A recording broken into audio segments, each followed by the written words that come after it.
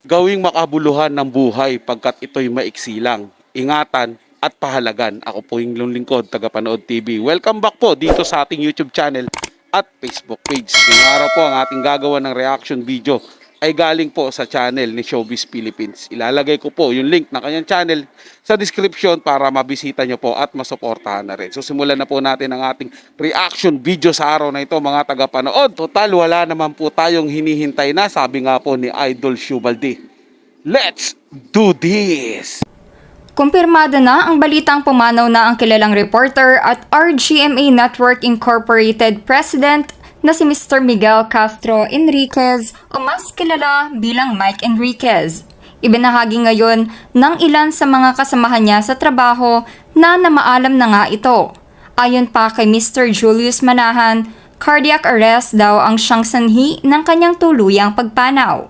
Ayon pa kay Julius, my mentor, salamat Mike Enriquez, RIP. Sa social media lahat kinumpirma ng mga malalapit na kaibigan at katrabaho niya ang tuluyang paglisan ng sikat na news anchor sa Pilipinas. Nagbahagi din si Lynching ng kanyang pakikiramay sa social media kung saan nagpost ito kagabi ng black photo ni Mr. Mike Enriquez, kung saan hindi ito nagbigay ng kahit anong komento. Ngunit kapansin-pansin ang pagkukomento ng pakikiramay ng mga kasamahan nila sa trabaho sa nasabing post niya na ito. Ibinahagi pa niya sa kanyang isang post na may nakalagay na Buma, you will be missed.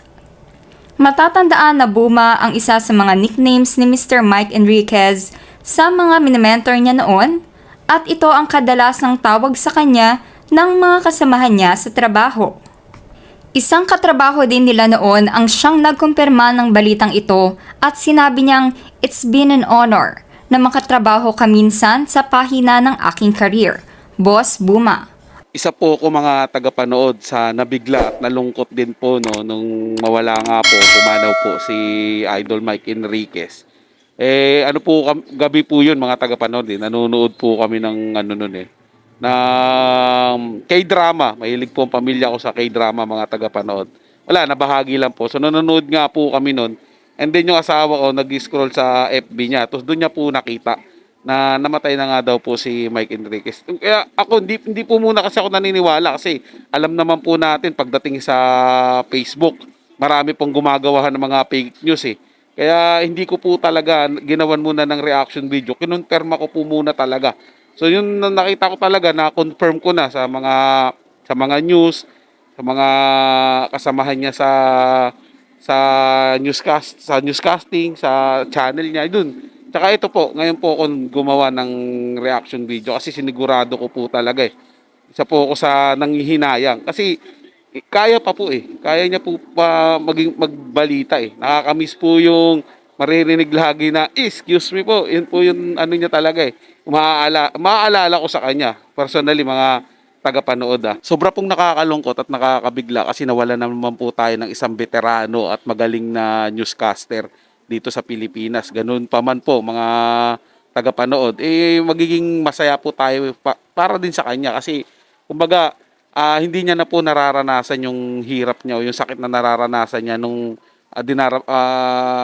nagpapagamot siya dun sa sakit niya. Sobrang hirap po ng pinagdadaanan niya. Kaya magiging happy po tayo sa ngayon dahil kasama niya na yung pong lumikha at magiging payapa na siya. Ganun po mga tagapanood. Kaya po sa lahat po ng makakapanood ng video ko, hinikayat ko po kayo na mahalin po niyo yung sarili niyo. Alagaan niyo po. Iwasan niyo pong magkasakit, kumain po kayo ng masusustansya, matulog ng maaga, mag-ehersisyo. Gawin niyo pong kapaki-pakinabang ang inyong buhay. Kung kaya niyo naman bumiyahe, enjoy niyo sarili, gawin niyo po. Para wala po kayong pagsisisihan pag halimbawa nagkasakit kayo, di nyo na kayang mag-travel, ba? Dapat enjoyin nyo po yung buhay nyo at maging mabuti po tayo sa lahat ng tao.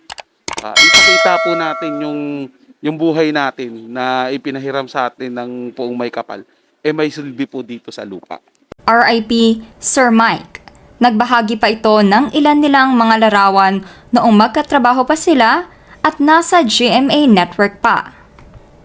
Matatandaan na noong taong 2021 ay nag-anunsyo ang GMA Network na magli-leave of absence muna si Mr. Mike Enriquez para magpa-opera ng kanyang kidneys. At taong 2022 naman ay ibinalita nilang successful ang kanyang naging kidney transplant operation, kaya naman nakapagbalita pa ito noong election 2022. Ayon pa kay Mike Enriquez, na tila ba dinugtungan pa ang kanyang buhay dahil naging matagumpay ang nasabing operasyon. Ngunit dahil nga dito, marami ang siyang nagulat na ngayon nga ay tuluyan na siyang namaalam. Kaya naman lubos kaming nakikiramay sa mga naiwan na kaanak at kaibigan ng nag-iisang Mr. Mike Enriquez. Mamimiss namin ang iyong pag-ubo na may kasunod na, "Excuse me po." Kaya, mga ka-showbiz peeps, anong masasabi nyo sa biglaang pagpanaw ni Mr. Mike Enriquez na ito? Just comment below. Kita nyo po yun mga tagapanood, pati si Showbiz Philippines, yun din po yung mamimiss niya kay Idol Mike Enriquez, yung sasabi ng "excuse me po." Trademark na po naging trademark na po talaga ni Idol Mike Enriquez yun Kung may gagaya man yun, ng mga anchor, ng mga darating na maging newscaster, news anchor, wala po. Talagang nakatatak na po yung kay Mike Enriquez, magiging trademark niya po yun. Dati hindi ko alam kung kung sinasadya nyo po ba yun or accidentally lang na nangyari, ganun po. Pero trademark niya na po talaga yun. So every time po, "excuse me po," parang ganun po mga tagapanood. So ganun pa man, nakakalungkot man mga tagapanood dahil nawalan nga po tayo. Kaya po na sinabi ko kanina, nawalan po ang Pilipinas ng isa sa mahusay at magaling na news anchor. Kahit pa paano po, natutuwa din po tayo. In a good way mga tagapanood, dahil hindi po tayo natutuwa dahil wala siya. Hindi po, natutuwa po tayo dahil nga po, kung 'di ba, alam naman po natin yung pakaramdam na may sakit ka, 'di ba? Lalo na kung kumikirot o yan po sa puso yan pag inaatake ka, parang hindi ka po talaga makahinga. Sobra po ang hirap na pag pinagdadaanan o dadanasin mo. Sa kanya po hindi niya na po dadanasin yan. At masaya na po siya sa paraiso ng ating poong lumikha. Magiging payapa na yung buhay niya doon. Wala pong stress. Di po ba? Tayo naman pong mga naiwan dito sa lupa, yung katawan po natin, pag-ingatan din po natin. Gaya po ng sinabi ko. Huwag po natin abusuhin mga tagapanood. Di ba sabi nga po sa Bible, ang katawan natin ay templo ng Panginoon. So kung templo po siya ng Panginoon, so sana hindi po natin bababuyin, di ba? Sisirain. Aalagaan po natin ito kasi nasa hiniram lang po natin to sa Diyos para pag sinauli po natin healthy po. Hindi po mga tagapanood. Kaya gawin po nating makabuluhan ng ating buhay. Maging mabuting tao tayo, gaya po ng sinabi ko kanina. Hangga't kaya nyo pong mag-enjoy, mag-travel, gawin yung mga bagay na gusto nyo. Pero wag po tayong mananakit. Mamaya po kasi ginagawa nyo yung mga bagay na gusto nyo pero nananakit naman kayo at nakakatapak po kayo ng ibang tao. Di pangit din po yun mga tagapanood. Ibig sabihin, gagawin mong makabuluhan ng buhay mo, tumulong ka sa kapwa mo. Gumawa ka ng mabuti sa lipunan, mga ganun po mga tagapanood.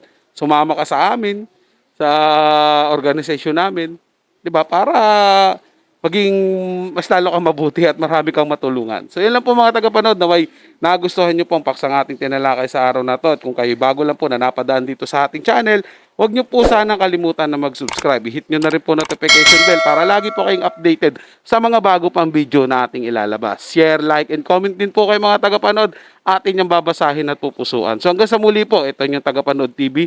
Komento at opinion lamang. Wala pong personalan. Paalam po at mabuhay po kayong lahat.